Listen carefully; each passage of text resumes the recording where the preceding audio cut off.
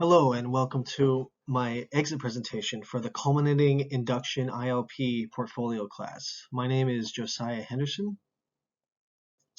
I got my bachelor's in arts in mathematics from California State University in Sacramento, 2016. And soon after that, my teaching credential from CSUS also in 2017. I teach at Options for Youth Charter School in Carmichael, California since June 2017 to presently. Here is a picture of our exterior. We're primarily independent study. This is a picture of one of our main rooms. We have two buildings. But I primarily also, as well as independent study, do our math at our options location. So I teach small group instruction in Integrated Math 1 and Integrated Math 2. And I have grades 9 through 12 spread across both of those classes. And here's my classroom. An overview of the questions I'll be addressing with you. Which inquiry was most powerful for me and why was it so powerful? How did selecting focus students during the inquiries impact my practice? Describe the most influential aspect of the induction program on my teaching practice. And finally, how has the process of reflection shaped my teaching practice and impacted student learning? And question one in full here, which inquiry was most powerful for me and why was it so powerful? What impact did it have on my teaching practice and student learning? And how will I implement what I learned in my future teaching practice? Question one here, which inquiry was most powerful for me and why was it so powerful? The most powerful inquiry for me was inquiry 1 from spring 2022 when I focused on the CSTP 5.4 using assessment data to establish learning goals and to plan, differentiate, and modify instruction. The process I established for analyzing assessment data during this inquiry I used again in both of my following inquiries, and I found that it made the task of formally reviewing my students' strengths and areas for growth very clear, measurable, and identifiable. Here's an image of one of my data tables that I used for reviewing my assessment data. The reason that this was so useful for me was I could compare individual questions, and that's what we see in the columns. And so the questions on my assessments, then I could see which concepts the students as a whole group were the strongest in, or maybe the weakest and had area for growth in that type of question or concept. And then on the right, I've got the individual data per student. And so then I could better see or quickly see students that needed more help or students that were more successful in those topics specifically. What impact did it have on my teaching practice and on student learning? As I mentioned before, I realized how useful this process is for determining next steps in class, helping me identify areas of strength and for reteaching. So I continue to use this method throughout the induction program in inquiries 2 and 3. Because I was more effectively targeting student and class needs through this data analysis, my planning was aimed at delivering new, needed material while bolstering foundation concepts with the students, showing class and individual growth over time.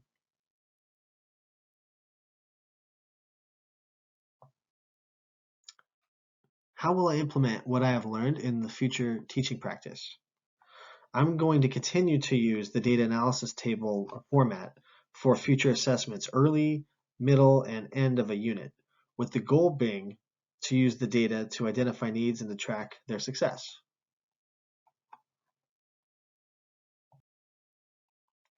Question 2 in full. How did selecting focus students during the inquiries impact my practice? How did selecting focus students impact the achievement of these focus students and the achievement of the entire group and class? And last, I'll provide a specific example of how my work with focus students helped me refine my practice and supported student achievement. How did selecting focus students during the inquiries impact my practice? While using data for the whole class assessment has its benefits, targeting a student based on their area of growth is useful for simply and more directly choosing a particular goal and a method for trying to reach that goal. When looking at whole class data, one might see many needs or areas of potential refinement, but choosing a focus student in one particular area of growth for them, for that focus student, helped streamline and simplify the process when looking to develop an area of my teaching and grow student abilities.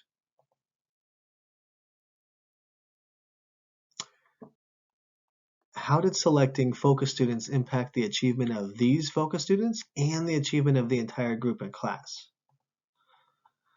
I think that by selecting one student for a particular need or reason, usually based on anecdotal evidence, such as low engagement, the desire to learn but struggling academically, for example, ultimately helped to lift all boats of learning in the classroom.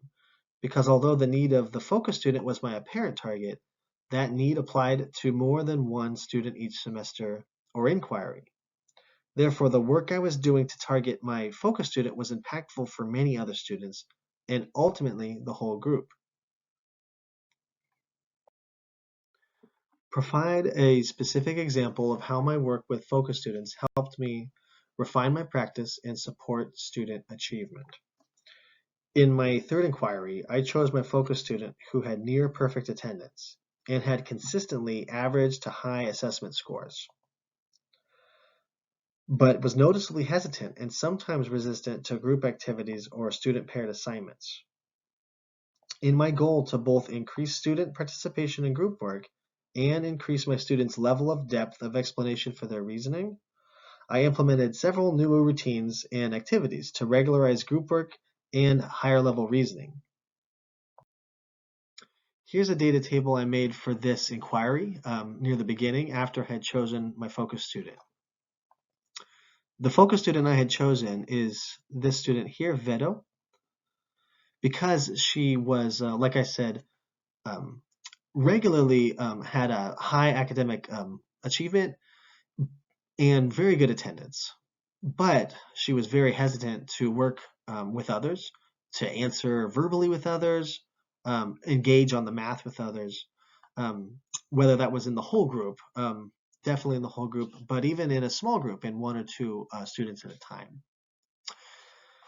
Once I chose her for this reason, then I made this table and I noticed after looking at the table, after reflecting on all the students and their regular output, that she wasn't alone and that there were many students, um, 5 that I noted here, that were in the same category as her who never answered verbally, even in a small group setting. And there was even more in another group that was similar, who also seemed to avoid engagement, who would answer even in a small group setting, but still really tried to avoid it. So altogether, this was about 60% of the class. So I wanted to just point out before looking at the specific example of some work we did, how choosing the student based on her own one need of a particular student, then soon I realized really did apply to a large portion of the class. One particular lesson that I made for Inquiry 3, which was challenging students to increase their level of engagement with each other within the class and to increase their depth in their explanation and their reasoning, was this lesson: to use the Pythagorean theorem to find distance in real life. To do this, I paired the students up and they were to pick 2 locations within the greater room outside of our classroom. I had the partners stand at their 2 locations and record those down on their worksheet where they chose. Then we placed a right triangle between the students on the floor, making sure to line the sides of the right angle up with the 2 students pointing at each of their locations. These right triangles that we used, we made out of cardstock together before doing the activity. Then each partner walked towards the corners of their triangle, heel to toe, counting how many steps it took to reach their right angle at the far top left side of the diagram, like so. The units we were using were obviously a little bit ambiguous because we were using students' feet, and that actually came up as part of the conversation after the activity was over. Finally, students were to log down their partner's steps and use these values to calculate distance to each other's chosen locations using the Pythagorean theorem. That would be our green line there. Now, in doing this activity, I saw great teamwork among the various groups during the assignment, and on the submitted answer sheets, they demonstrated the final product of their communication with each other by answering in full sentences to explain their choices, their reasoning, and their work. When the unit and inquiry were over, I saw 94% of the class increase their highest level reached, using Bloom's taxonomy from a starting point of either understanding, analyzing, or applying, up to that higher level I was aiming for of creating. In the black, we see our initial assessment, and in the green was the final assessment after implementing various things like this activity, but also some weekly activities at the end of the unit.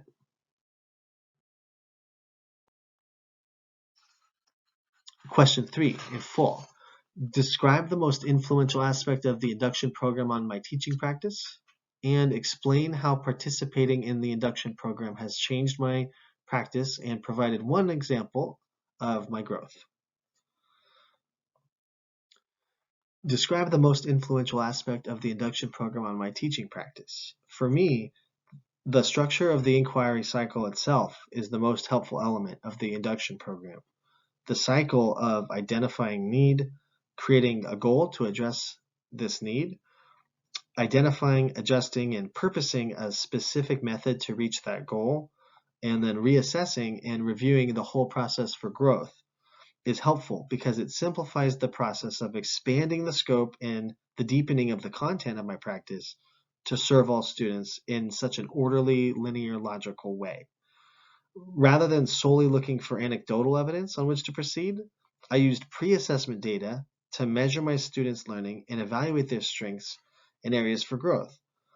Then, once I've identified an area for growth to target, I worked with my mentor Allison to identify different methods and activities to use to address the goal and reach students in different purposeful ways. Then, reassessing after implementing these changes let me have an apples-to-apples comparison of my students' growth throughout the process. And I could see the level of success of my changes in a scientific, unbiased way.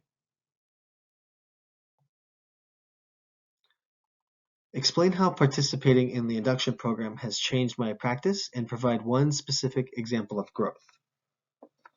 Through this program and the 3 inquiry cycles, I created teacher goals, which included, among all 3 of my inquiry cycles, weekly student pairing activities, weekly student self-analysis activities, and weekly higher level extension assignment activities. The structure of the induction program, by challenging me to create these goals for myself and blend these goals into goals for my students, has resulted in keeping my practice new for my students on a weekly basis. With me looking for and settling on 3 different types of activities that would serve the needs of my students and best based on their assessment results and my focus students' needs.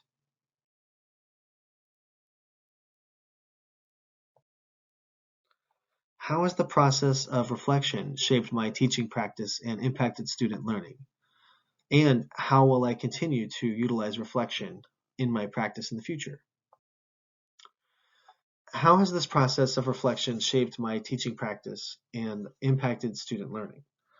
By utilizing a structure for the process of reflecting on my practice, I've been actively looking for ways to improve upon my planning, my teaching, my follow-up, and my assessment of students. Reflecting on my successes and failures has given me a starting point for future planning of lessons.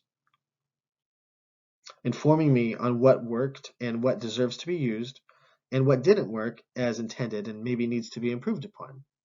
Reflecting together in debriefs with my mentor, Allison, helped me better see what was successful or not within each class session, with her seeing things that I might have missed or overlooked. How will I continue to utilize reflection on my practice in the future? I plan on continuing the process of the inquiry cycle in the future. It's so simple, yet it has the potential to be so powerful. The most time-intensive part is up front, in the beginning, by taking the time to organize the student assessment data in a table. By doing so, I'm not merely giving the assessment to students and moving on. I'm analyzing their work and looking for the biggest areas of strength and need. Once that initial assessment and analysis is complete, one only needs to have the will to push themselves to find methods and approaches that try to address the identified need. Completing a second assessment after the approach has been implemented and had ample time to take effect will reveal any success or failure with the approach. And this, I believe, is the process of reflection and looking for ways to improve for future changes. I also plan to continue to work with my colleagues and my mentor, Allison, in the future to share ideas, successes, and share support with each other, as having a second set of eyes and ears has been really helpful to get a perspective away from my own. Someone who can help identify successes and areas for improvement.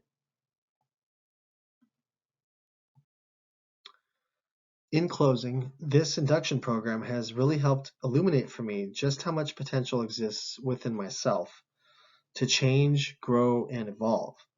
When the program began, I acknowledged that I have reluctantly felt that over the last few years of teaching, I have felt that I've settled in as a teacher to potentially my students' detriment.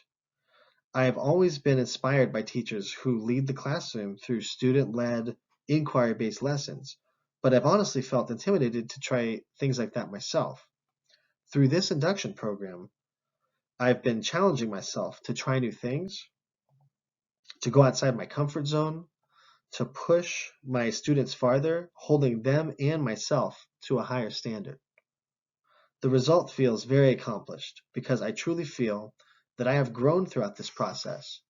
And it's also liberating because I see that I too can reach higher levels of teaching that I once resigned myself from, if only I keep up with this spirit of growth and reflection. Thank you so much for your time in watching my video and for your support over the last 2 years. Thank you.